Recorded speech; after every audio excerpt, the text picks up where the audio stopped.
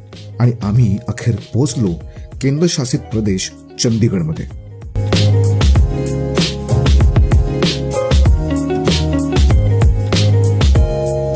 चंदीगडला पाऊल टाकताच एक वेगळीच अनुभूती येते.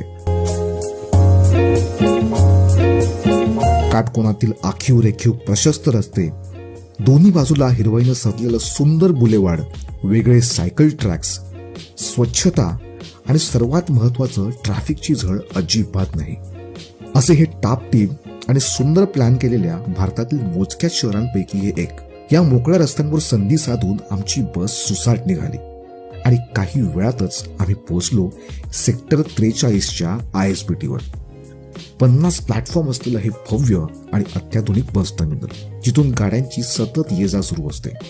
12 लाख लोकसंख्या असलेल्या चंदीगडमध्ये अशी 2 मोठी बस टर्मिनल्स आहेत आणि कोट्यावधी लोकसंख्या असलेल्या आपल्या मुंबई पुण्यात असं एकही नाही. याला आपलं दुर्दैव म्हणायचं का नियोजनाचा अभाव? असो.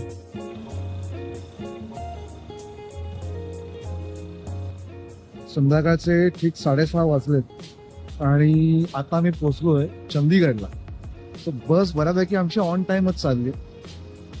हे माझ्या पाठीमागे दिसतंय ते आहे चंदीगडचं बस टर्मिनल. खूप मोठं, वेल प्लॅन्ड आणि खूप सुटसुटीत आहे.